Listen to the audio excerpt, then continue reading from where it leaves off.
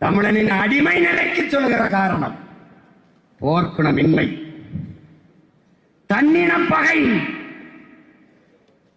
இச்சாதி உயர்ந்தது, இச்சாதி தாழ்ந்தது, இம்மதம் உயர்ந்தது, அம்மதம் தாழ்ந்தது என்று தன்னின பகை, சொந்த ரத்தங்களுக்குள்ளே யுத்தம். தன்னிடத்தில் இருப்பதை விட பிறரிடத்தில் இருப்பது உயர்ந்தது என்ற இழிவான சிந்தனை. எப்படி சிந்தனை? இக்கரைக்கு அக்கறை பச்சை. தன் மொழியை விட அவன் மொழி உயர்ந்தது, தன் நிறத்தை விட அவன் நிறம் சிறந்தது, தன் உணவை விட அவன் உணவு உயர்ந்தது. இந்த இழி சிந்தனை. அதற்கு மேலே சகிக்க முடியாத திரை கவர்ச்சி. அதை வைக்கிறார்.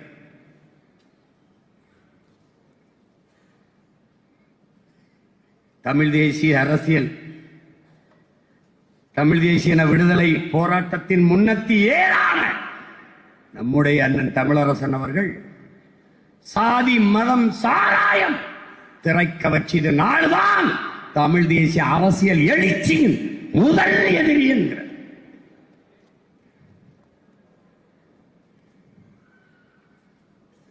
இதை சாய்க்காமல்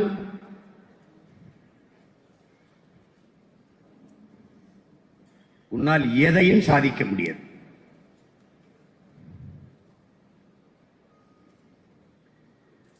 அன்பு பிள்ளைகள், இங்கே என் தம்பிகள் பேசும்போதெல்லாம், துறை எல்லாரும் பேசும்போது கூட சுட்டாக்குமா என்னை தம்பி வெற்றி சிலன் இல்லை, வென்று விடுவியா வென்று விடுவியா வென்று விடுவியான். முதல்ல 234 நின்று விடுவியான்னு கேட்டவன்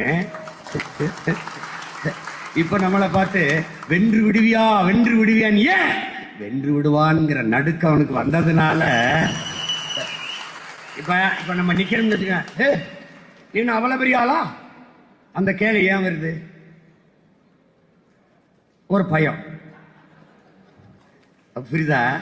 நம்ம தான் ஆளே இல்லையே, விட்டு போண்டிதானே. அவ்வளவு பெரிய ஆளா? இன்னைக்கு வரைக்கும் அந்த ஆட்டத்தில் வைக்க மாட்டான்.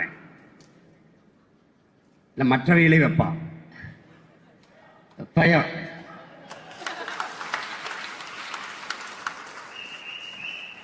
போட்டியிலே இல்ல. அதான் சரியா சொல்றாங்க. ஏன்னா நமக்கு போட்டி யாருமே இல்லைங்க.